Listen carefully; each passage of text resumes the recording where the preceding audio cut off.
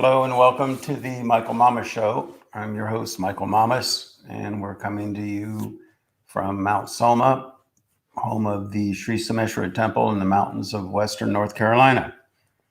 Today's title is The Question of Sovereignty. This is an audio fix. I guess that we did this a while ago and the audio didn't work, but we got it working now, I believe. And we're not here. Let's see, Scott and Adrian aren't here today, so I'll be doing this by myself. Before we get started, got a couple of things. One thing, I went to the dentist to get my teeth cleaned the other day, and sitting in the waiting room, there was a man and a woman, his wife, were there, and we just started talking, and it was an interesting conversation. I don't know how politically correct I'm going to sound, but I'll just say it the way I experienced it. They were very, I'd say middle class, flyover country. It seemed to me they lived in, these mountains their whole life. I don't know. Very nice people. And, she started talking about, politics and the news and stuff. And it was just interesting to hear the way she spoke. She was saying that kind of like, people should just leave each other alone, and we all have our own lives and our own way of living, and we're kind of pushing too much on other people. And it got me to thinking, with the technological age the way it is, it's very different now. With television and cable and all the channels and all the different news stations and everything. And I think she even brought this up. It's like all these different people from all these different walks of life and nations and belief systems are all, coming into your living room every night and basically laying their rap on you, And, we can make arguments in favor or against that, I guess, either way. But there was an innocence and a purity to the way that she was saying it, and she came across quite intelligent and but very humble and down to earth. And I thought she had a point, and I kind of got off on. I didn't mention this to them, but I got off on this kind of silly tangent. They talk about the prime directive, where UFO people, they would have a prime directive, kind of like in the Star Trek TV show. Where they're not supposed to come and interfere. But, you hear these things about how we're getting technologies from UFO people before we're ready to handle it. And as a result of that, people are having too many different things imposed upon them that as a species we're not ready for, which would be kind of consistent with what you were saying, at least in the tangential sense. But I just thought it was funny. I thought it was interesting. I just thought I'd share it with you. Another thing that I wanted to share before we get started with the topic of this podcast, which is the question of sovereignty. But, there's a person that's been listening. Well, at first they were reading my blogs. They've been reading them for many years. And now they're, listening to the podcast. They live in Europe, so I've never met them, but I feel close with them, We've corresponded just a little bit here and there through the years.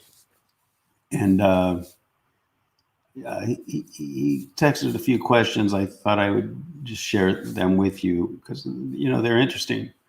For one thing, about the enlightened city and how we're going from a period of Kali Yuga to a period of Sat Yuga right in the midst of Kali, as has been predicted. And he asked, is the enlightened city going to happen because we're going into Sat Yuga, or is the enlightened city being built the thing that's going to bring forth Sat Yuga, potentially along with other things, or what? And really, the answer to that, it's, I think, kind of profound. There's a simultaneity to things. It's not like one thing causes the other, but it's rather that they happen simultaneously. and it's not a coincidence. So we can't really say that the coming of Sat Yuga created the enlightened city, or that the enlightened city created Sat Yuga. It's kind of like they both emerged simultaneously with infinite correlation, you see. And I'm sure there are other things, of course, in the world that are part of that dynamic, you see. Now, at the same time, where people sometimes go with that is like, well, if it's going to happen anyway, then, why do I have to bother? Why do we have to bother? It's going to happen. And so let's just relax. And if it happens, it happens. And if the enlightened city happens, it's meant to be. And that's not the way it works either. Because, and we can look at that two different ways. We can say effort is part of the equation of the simultaneous occurrence of events. Simultaneously with the manifesto of the enlightened city and of Sat Yuga would be the effort to create it. And so then the question becomes, well, if you don't effort, would it happen? And because everything is so simultaneous, that question is really self-contradictory, because it all happens in unison together. And so, if we didn't effort, would it happen? Well, we could argue no, but we could also argue that we will effort because it is going to happen. You see? So that's kind of how it works. So it's not this cause and effect sequentiality kind of thinking that we've been acclimated to believe in, It's more profound. We also said, I talked about the technology of the enlightened city and how it, speaking in a causal sense, brings about the enlightened age. And he asked about, well, are there other ancient technologies? And he gave some, like, can you grow back teeth, or an amputated arm, or, just all sorts of different possibilities. And the thing about the answer to that, too, is really quite profound. And I guess from a physics perspective, we could talk about Heisenberg and the probability cloud, If you got an electron going by and you grab it, probably you'll find it somewhere in this localized area. But that's just a probability. It might be here, it might be here. There's a certain probability to it, but it could be here. And there's even a possibility that it could be here. And there's another possibility that could be on the other side of the moon. Possibilities become more remote, but it is possible. And so the idea, there's like if you have a dump truck and you dump a load of sand off the back of the truck, every time you're going to get a pile. It's just a bell curve probability. But you will find some grains of sand that bounce and end up in the front of the truck. There's a possibility of that. So the other component, though, to that is that we have freedom. We have free will. The bell curve itself is just karmic, but if we are integrated in our own awareness, in our own physiology, so that field of all possibilities underlying all existence, that field of infinite creativity, infinite intelligence, unboundedness, if we have access to that, which is our own true nature, and if our whole physiology and our awareness and our psyche all the way out to the surface are fully integrated with that, then we have free will. And so then we can influence where that electron manifests, or what we do, what our relationship with this field of all possibilities is. And so in that case, anything is possible. Anything is possible. And it's all a function of level of evolution, you see. Now, we could get it into Apurva. Apurva is that matrix, that substrate that connects cause with effect. And Apurva changes over time. So that the cause in one era of time will have a different effect than that same cause at a different time when the Apurva has changed. So now we live in a time when the Apurva, well, I'll just say it this way, it's kind of clogged up. I don't know if that's the right way to say it or not, but so as a result, some of these possibilities are more remote and more difficult to attain just because of the connection between cause and effect has been compromised, for lack of a better way to say it. So you see, there are a lot of factors, the bottom line, that come into play with respect to that. But ultimately, yeah, as the age of enlightenment comes, as Sat Yuga comes, the quality of the Apurva will shift. And as it shifts, then the field of all possibilities, the Vedic technologies that produce those possibilities will become more accessible, more capable of manifesting their full potential. And in that case, anything you can think of, it's all possible. And because though to access those possibilities, we're living in harmony with natural law, they will be life supporting, they will be natural, they will be harmonious. They will be in harmony with that which created and sustains this whole universe, you see? Okay. And then he asked about the enlightened city and how far along we are in its progress. Well, they say that well begun is half done. And if that's the case, we're further than half done. But there's still a lot to do. And on a physical manifestation perspective, we're just a fraction of having everything built here that we want to have built. And he asked when that would happen. You know what? It's just a matter of money. And I keep thinking, and maybe through these podcasts, all we need is one person to hear this, one billionaire, to hear this and get inspired and donate the money. And then we could have it all built in a few years, probably a little more than 3 years, but, right away. And we'll see when that happens, As they say, nature organizes best. So we just keep pushing in that direction, leaning in that direction, and it'll happen when it does. He also asked about the inauguration. Once the temple is built, there's a whole big, huge ceremony. It lasts for days. Lots of pundits come. There are havans and pujas and everything's being done all day long, every day. And they're incredibly powerful. When we built the temple, it was just unbelievable. And those are done periodically just to kind of re-enliven the whole thing. And so in either next year or the year after, sometime in there, we're going to do it again for our existing temple. And I'd encourage you not to miss it. I mean, the experience is incredible, and very powerful. And I remember a while ago, the Kailash, the top of the temple, had a leak. And so water when it rained, was getting in. So we had to fix that. And to do that, you have to remove the Kailash, and that's a whole ceremony.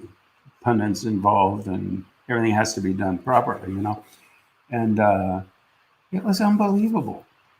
I'll never forget. It's one of those, when the Kailash was finally all ready and everything was done, and the Kailash started to come off, the weather shifted. I mean, it was like something like in The Wizard of Oz, when it was just not the wind and storms and hail, and it was just unbelievable and powerful. And so when we do the inauguration for the whole enlightened city, when it's completed, I just can't imagine what that's going to be like,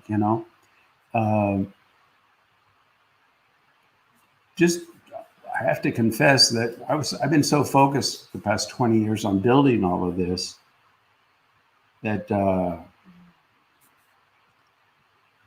I kind of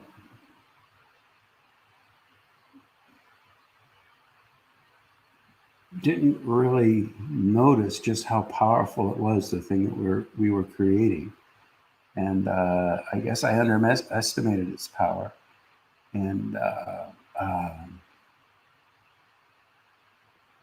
well, it's like they say, when you have Shiva, which is like that value in the absolute, and then you have Rudra, which is when the power of Shiva starts to manifest into the relative. And that's why Rudra can be, considered fearful, because any kind of impurity that's in the environment or anything, he just blows it out, you know. And as we built the Shiva temple and as this value started to permeate into the relative, we noticed that. I mean, it was a very, very powerful thing. And I underestimated, to be honest, that the power, just how powerful it is, what we were building. And I learned my lesson, you know. And I think it was a good thing that I learned it now, because when we do now complete the rest of the enlightened city, it's going to be way more powerful, 2,500 times more powerful if you do the math. And I'll be ready for it, you know, and we'll realize how there's a whole area there that has to be managed so carefully that we really didn't have our attention on with the first temple. So at any rate, it almost seemed, I don't know if you've seen that television series Lost, where they went to this island. It was kind of a magical island. Sometimes it almost feels like Mount Selmas like that. You know, it's just like, wow. I mean, this is unbelievable. You know, what's going on here. So the good news too is, though, it confirms, you know, what we're doing is working. You know. All right. So having talked about all of that, I'd like to get onto the subject of the day, which is the question of sovereignty. You know, I heard some people use the word sovereignty, and it just got me thinking about it. And you know, we talk about a sovereign nation, and I think it might have even been in the context. I think it was that, you know, this is a sovereign nation, the United States, and so the border, you have to have borders. If there's no borders, if there's no regulation in that regard, you don't have a nation. So there's a certain sovereignty. So I looked up the word sovereignty. And boy, look it up in the dictionary, on online, whatever.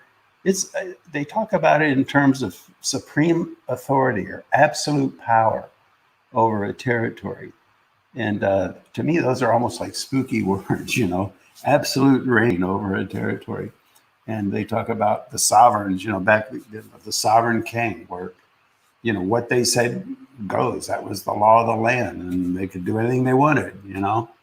And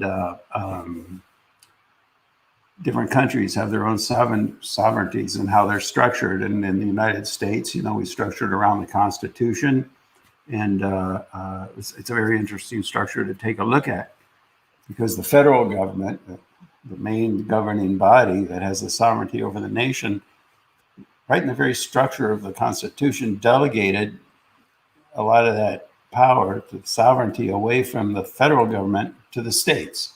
And the whole idea is states' rights. And then it defined what the sovereignty, what the rights of the federal government were. And it made it clear in there that anything that wasn't stated as the rights of the federal government automatically deferred to the states. So now the states have sovereignty. And the way the federal government, in fact, is run is that we send representatives from each state, and they vote, and that's what Congress is, House and Senate, you know.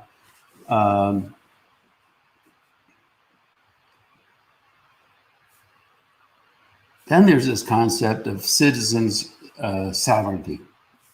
And some people try to use that where, like, you know, they want to claim their own sovereignty, and so they don't have to pay taxes, you know, for example. But the idea is, if there's no governing sovereignty, then what do you have? You have anarchy.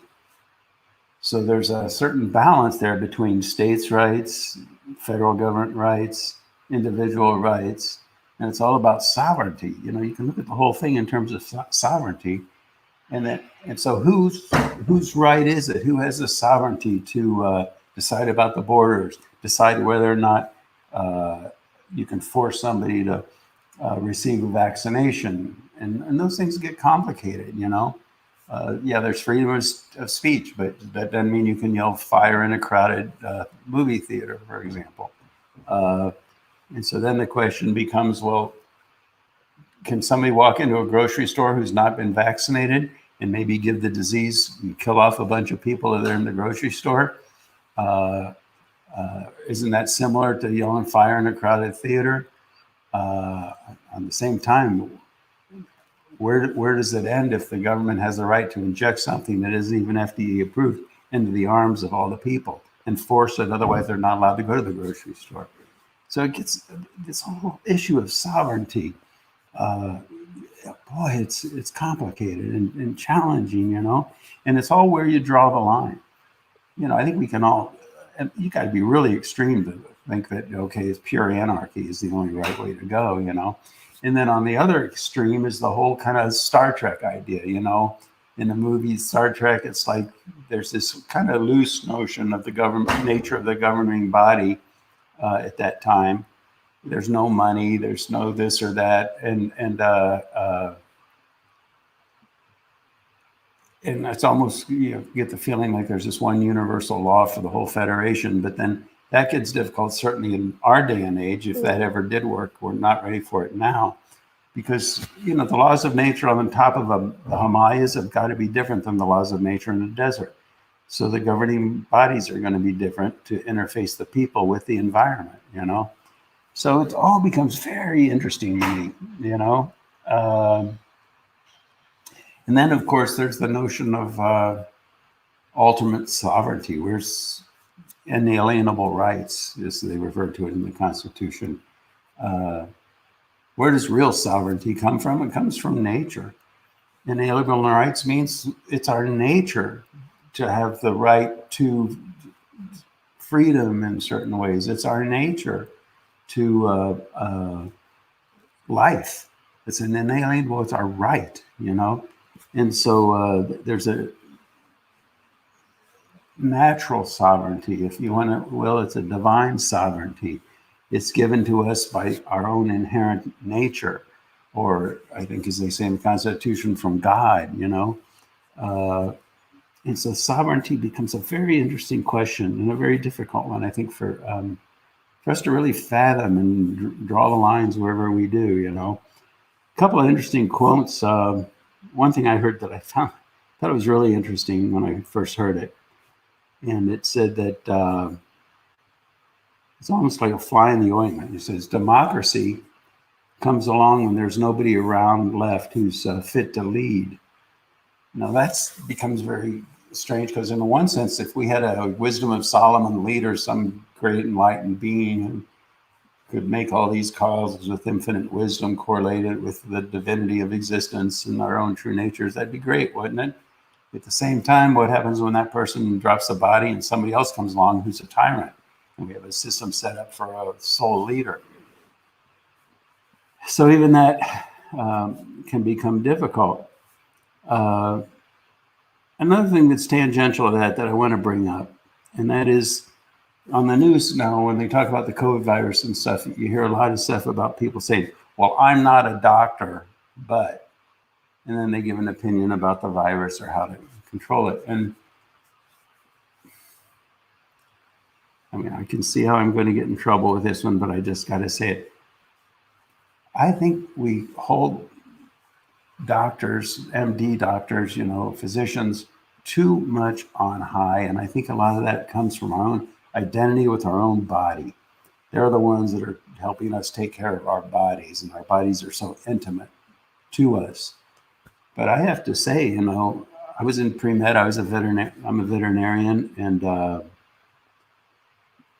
before that I was a physics and math major. And I'm telling you, I mean, they're good people and they're well-intended, and I don't mean to knock them, and some of them are brilliant, but by and large, I didn't find healthcare professionals to be all that profoundly intelligent.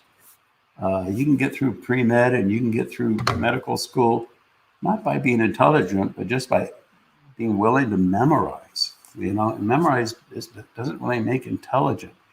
And when it comes to immunology, or when it comes to nutrition, the average MD does not have that many classes in it. They do not know that much about it.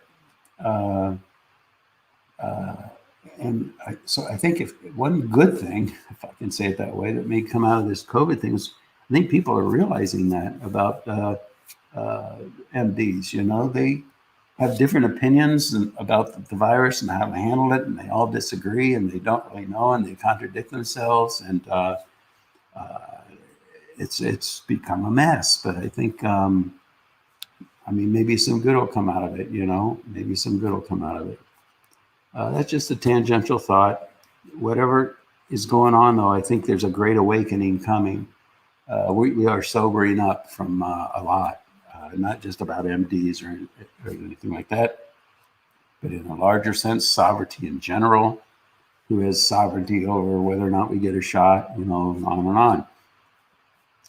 And again, I'm doing my best to not give my opinion on how we should handle these things or what we should do. It's not what this is about. It's more of an invitation for you to think for yourself and not to just cling to whatever it is you've been, for whatever reason, indoctrinated into. Maybe your family and peers think that way. Maybe you live in a community where everybody thinks a certain way and you just kind of got caught up in the wave. And also not to rebel just for the sake of rebellion, but to really think, like I said in the previous podcast, these days, the news is the news. So you can't just watch one news channel, because then you're getting a perspective. But the news is how all these different news channels are giving different perspectives. And that's what's in the news. And then you can look at the motivation behind what's really going on behind the scenes. How can these opinions differ so much and with such conviction, So there was a time when a lot of people, I don't watch the news and stuff. Okay, but now is not that time. We have to pay attention. There's a huge transition going on in the world. And you need to be informed, really, please. Watch the channels, not just the news channels you like, but maybe even more importantly, the ones you don't like, and hear their different opinions and think and take a step back from the perspective you've been clinging to and evolve your thinking. Work with it. It's a critical time. And a great phase transition into the Enlightened Age is coming, and that's definitely an integral part of it, that we all start to expand our attention, expand our awareness, expand our perspective, expand our insights. Okay, well, that's it for today. Thanks for listening, and we will talk with you again next time on Ancient Secrets Revealed.